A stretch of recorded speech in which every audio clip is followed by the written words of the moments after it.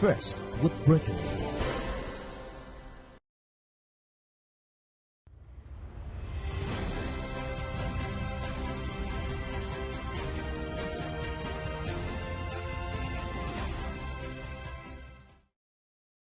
Marketing Edge on TV is a leading initiative in the business of brand management and in the management of brand business. It is a 30-minute awesome package that comprises brand news, brand in focus, industry conversation, all in a mix, encompassing thorough and in-depth analysis aimed at promoting the brand idea. I am Bababumi Agbibi. Welcome to the program. Marketing Edge on TV, promoting the brand idea. We begin with brand news, where we bring you the latest developments around brands and in the field of marketing and advertising around the world and in Nigeria.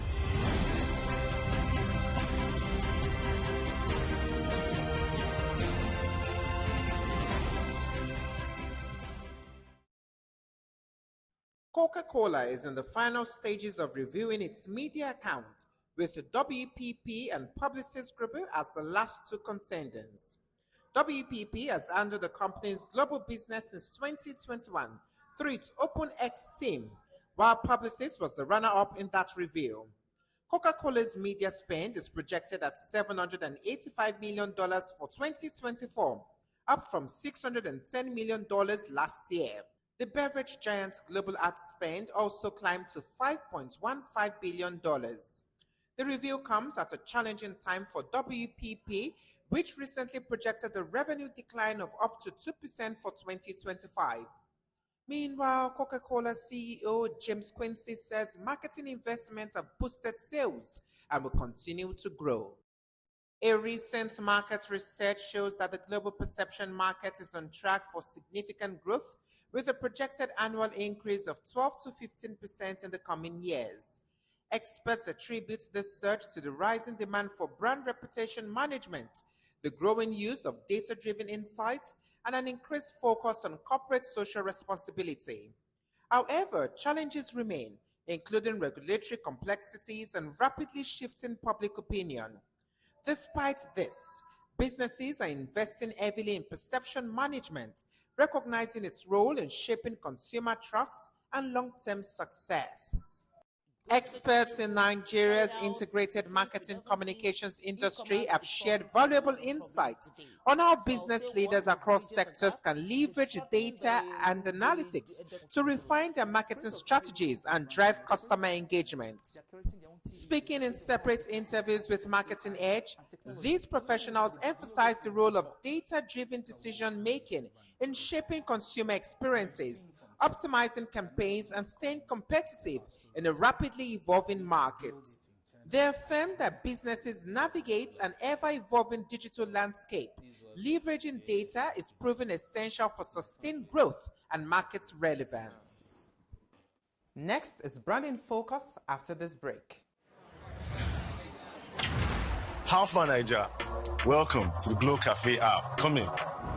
Because it's time for an upgrade. Your own personal Glow Cafe app open 24/7. Welcome to bigger, better, smarter. Welcome to total control of your data, your airtime. Mom, I'll call you back. How you buy? I'll send you data. How you share and how you recharge. Movies, gaming, music. All in one place. Welcome to more value. Download the upgraded Glow Cafe app and get more data. Get 100% recharge bonus and get a massive 100 gigabytes data bonus when you register. Want it all? Download all this into this. Unlimited. Marketing Edge on TV, promoting the brand idea.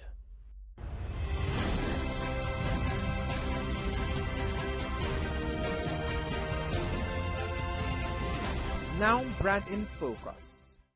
With economic challenges tightening consumer spending in Nigeria, marketing has become a blend of storytelling, cultural relevance, digital innovation, and community engagement.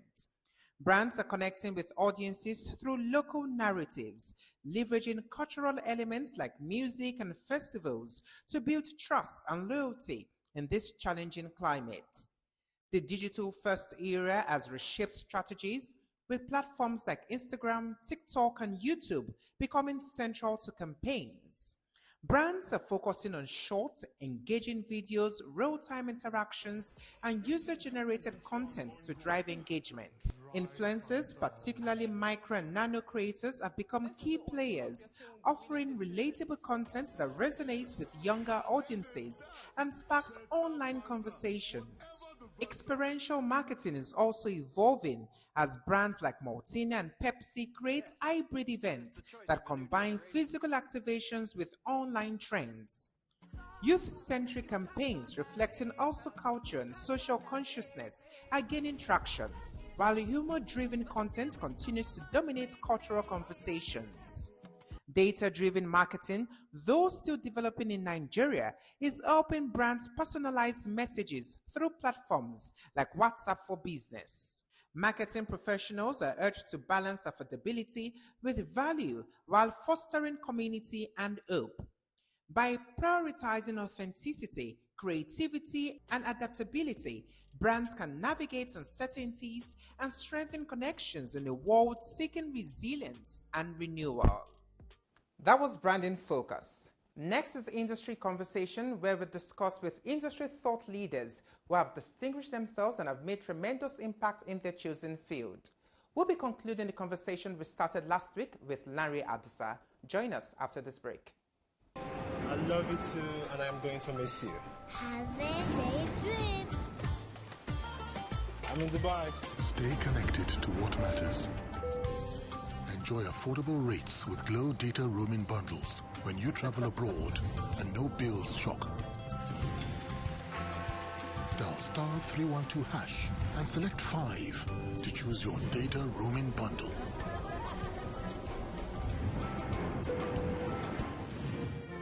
You can't believe how beautiful this place is. Look. For 5,000 naira, you get 125 megabytes. For 10,000 naira, you get 1 gigabyte. And for 25,000 naira, you get 2.5 gigabytes. Marketing Edge on TV, promoting the bright idea.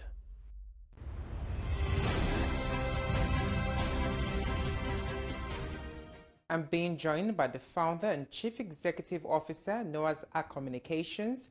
He's also the president of the Association of Advertising Agencies of Nigeria and the chairman, heads of advertising sectoral group, LANRE ADISA. Welcome. Thank you very much. Can you take us through the process which the association protects the interest of the stakeholders? Well, that's always been there. I mean, there's a whole lot of things that will be done and are being done behind the scenes that people may not even know. But the fact that there is an association, there's a place to channel, concerns too. But having said that, now the beauty of having an association like ours is that, if there are issues bothering, our member agencies, we can channel them to the right quarters. Say, for instance, the regulator, or through the regulator to government, as the case may be. There are things that, as an individual, you may not be able to access unless you are part of a group like ours for you to be able to make it happen. So we create a sense of order more than anything else, and that's why if you run this business and you're not part of an association, be it AAN or MIPAN or XMAN or whatever, there's a whole lot of exhausting work you have to do on your own. But we have different platforms, different channels, to attend to some of the issues that are important to our people. I mean, we beyond the membership committee, for instance, we also have a welfare committee. We have committees for training. We have committees for different kinds of things that can help people be at their best, and we're looking out for opportunities to help develop people, collaborating with other people. For training purposes, other institutions that can help our people to become better at what they do. So there's a whole lot, that we do at our level. You talked about the founding fathers. Now, how would you describe the journey of AAAN in the past years? Well, of course, I think we should commend them for thinking about this in the first place, because I can't imagine what it would have been if there was nothing like a AAAN today. It would be an all-commerce, affair. And even as we speak, I don't think we have a quarter of the people who are practicing advertising in the country. That's the truth of the matter. But we stand the chance of, establishing the standards and, and making it easy for you to look up to work that kind of standard, so to say. So, like, again, commendations to them for their foresight. Because at the time they were doing all of this, they were taking over from the expatriates and what have you, and nobody knew what the future would hold for our industry. And you don't really know how well you are performing until you probably compare yourself, to some of your peers in, even on the continent. You see, maybe you're actually better organized, doing what you do and what have you. So, like I said, their foresight has been very helpful. We've done 50 years of AAAN, now going to the 52nd year this year, and that counts, a lot for what we need to be. Okay. As the president of AAAN and the chairman of HASG, what are the goals you have for the advertising industry in Nigeria? Where do you see the industry get to? At the risk of sounding like a broken record, as I said earlier, I think it's about doing a few things, a few good things, and putting all your resources behind and making it happen.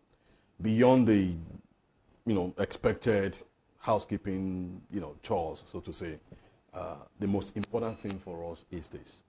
We want to ensure that we bring fresh talent into this industry, grow the talent that we have, because truth be told, people in our industry are actually struggling to find good talent.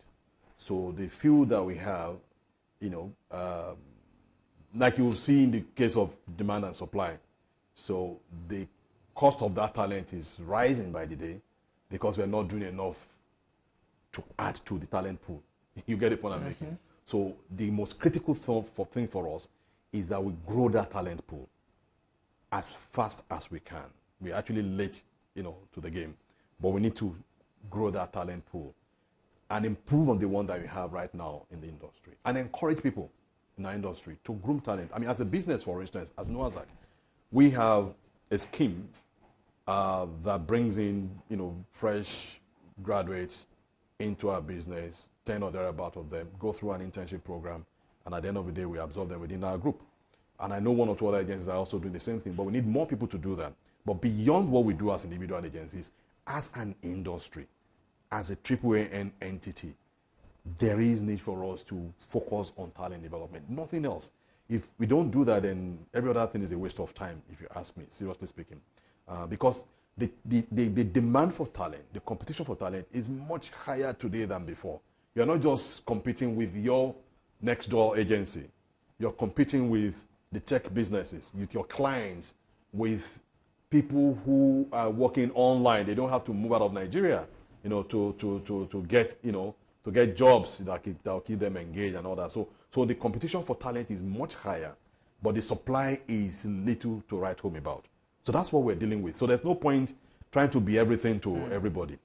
Having said that, the other thing we need to do is to get quality membership into our fold. So a couple of guys who are out there doing stuff and all that, we need to get them on board. This is where they need, because it's only when you bring them on board that you have fresh ideas and you get stronger as an entity. They get better, you get better. Having said that, also to help our guys, the guys in the business, in terms of digital transformation, we need to evolve. There's nothing like traditional, you are digital. It is just one field. You get the point I'm making. So how do we help, in getting people from this point to, where they need to be? These are the very simple things we need to look at. Every other thing, we can fix this, fix that. Of course, we can have, initiatives to encourage bonding, which we do, and do stuff the like of that to bring people together, give hope, and give a sense of relevance.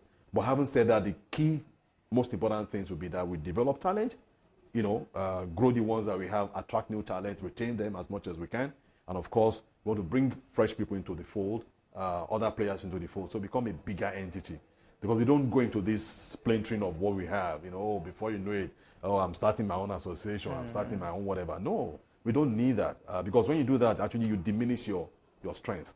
And of course, to help, in terms of relevance to new tech, transformation from where you are now as the so-called traditional to the new, digital space. How is HASG working to resolve conflicts, looking at the advanced situation? Yep. So how is the group working to resolve such conflicts?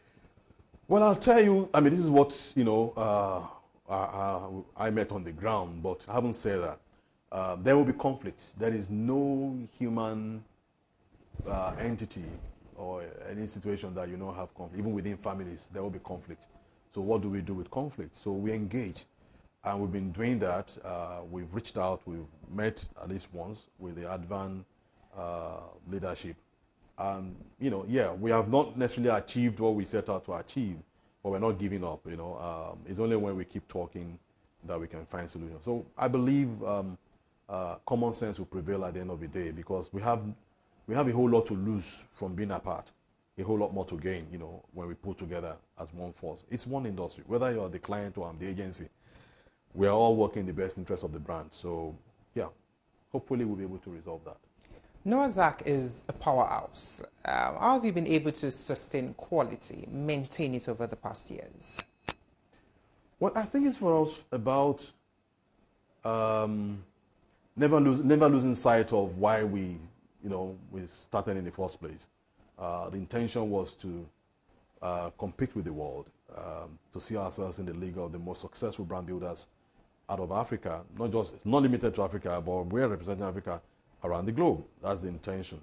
So we've never tried to see our work as it's just good enough for the local market. Mm-hmm. Yet it's talking to the local market, it's talking to people in Nigeria, but doing it in a way that anybody who plies this trade anywhere in the world can understand where we're coming from. To be different at all times, to differentiate brands, through quality thinking, quality talent, never settling for just about anything. Our mantra is we go where the idea takes us.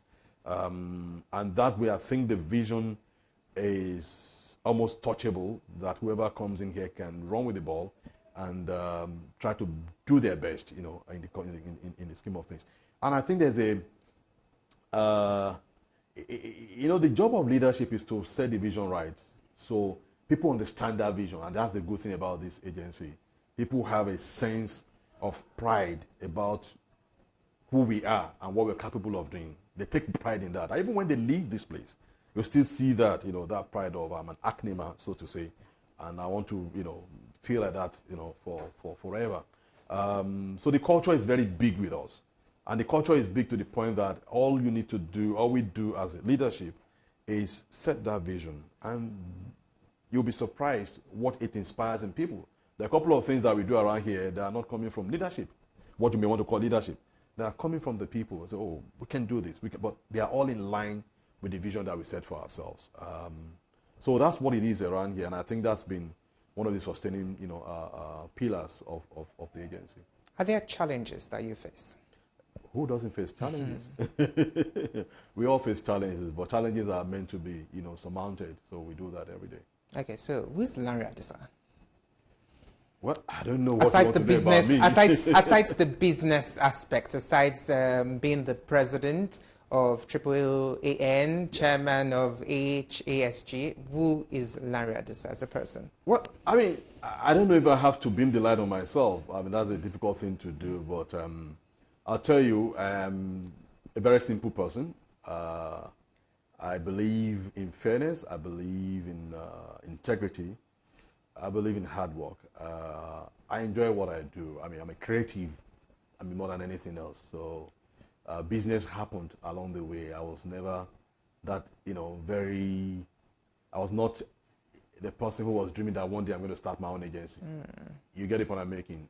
But what I knew from day one was that, hey, whatever I get myself into, I want to be the best in it. I want to be the best at what I do. I don't just settle, for mediocre, so to say, and I don't suffer fools easily, yes, like I said, I'm through and through a creative. If I wasn't doing this, I'll, be a writer. I channeled that writing thing into advertising, so I'm resting it back a little bit. I'm trying to do some writing these days on my own. I love the arts. at any point in time, I'm reading a book or two. I love books, so when people go on holidays, most of them want to go shopping for certain kinds of things, but I like to buy books. I love the art generally. In school, I was into acting, so that says a lot about where I'm coming from. I was into acting. I was into campus journalism. I was into writing as well. So that's where I'm a very simple person. You probably won't find me in certain places, not because those places are not good or bad, but just that I'm that kind of. I like to keep my under the radar. Just like they say, street parlance, maintain your lane. Yeah. Yeah, you said you never thought yourself as a business owner. So what was the ignition? What was the starting point? So the start for me, it was about feeling a need of some kind of intervention. Let me put it that way. Yeah. I felt like, I was doing very well by average standards, by whatever standards. I was number 2 at the agency where I was working. I was the executive creative director, and I had stake in the business. So I had no reason to say, oh, just pack the bag, I want to be called MD. It's a tough thing to be called MD. But I thought that the industry could do with some competition, and I thought, why not? Why don't you do that? Beyond that, there was also a generational question that was popping up. It was the year I was going to turn 40. And I was asking myself, these forefathers of the industry, the pioneers, they've done very well. And now they're all retiring, they're all retired or whatever. But that was a generation. And I looked around, I couldn't find anybody in my generation that was doing anything I could be proud of. Seriously speaking, for me, that was a big, big, big question to answer. And despite the fact that I was not the business person, I actually dreaded the idea of business. I just wanted to do creative work and go home. I had to just look that fear in the face and say, you know what, I'm going to start an agency. Not so much because of the business per se. The business is very important, very crucial, by the way, but for the fact that this generation needs to contribute to moving the industry forward. And beyond that, to also be able to, take us to that global table to be part of the conversation. And we must give credit where credit is due. We don't speak about these things very often.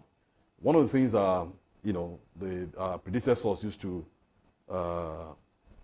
worry about, I'm sure maybe, Anete, would know that, when will Nigeria win something globally? When will Nigeria, da. But this generation that by dint of faith and with all sense of modesty, in a way I was able to spearhead, because I'll tell you what, the fact that I did it when I did it, a whole lot of people got courage. In fact, some of them came to see me before they started their agencies. Now, if LANRE, a creative, the last person they thought would think about a business could do it, then I must, be able to do it as well. I'm not doing that as a chest-beating thing, but I'm happy that, yes, some kind of, I was just a tool to ignite that, because my aim, like I said, was what would this generation be known for? You get the point I'm making. So we've been able to change that picture. Now Nigerians are being, invited to be on juries around the world. Nigerians are winning awards around the world. When we started, we were doing work. We were the first to get into the Lotus Archive, if you need to know. Lotus Archive being the Bible of advertising around the world. Nobody thought that was possible. And the moment we did it using our own brand, Noah's Ark, self-promo work, our clients were like, oh, how can we get in there? And lo and behold, we got Indomie into it as well. And as a matter of fact, we entered the work that, that got in there also for Cannes, and they were the first to get a national diploma, so to say. That was what it was called, like a merit thing, back then, before, Extreme eventually got a Cannes Lion. So it's, for us, it's pioneer work. And when I think back, that crazy idea of starting an agency makes sense in retrospect. You get the point I'm making. So it was not about the business. Yeah, business is good. So employ business people to work with you to grow the business. But the most important thing, the vision, is grow the industry, grow the practice, join the world at what they do. So this generation has changed that, narrative. It is what we have contributed. So I'm happy that we were able to do that. But we can't rest on our horse. There's a whole lot more that we can do. Yeah. Yes. Many thanks for having this conversation with us. It's been an interesting one. We've been speaking with the founder, Chief Executive Officer of Noah's Ark Communications, also the President of Association of Advertising Agencies of Nigeria, and the Chairman, Heads of Advertising Sectoral Group. Many thanks for joining us. Thanks for having me. And that's all. I am Bababumi Agbibi.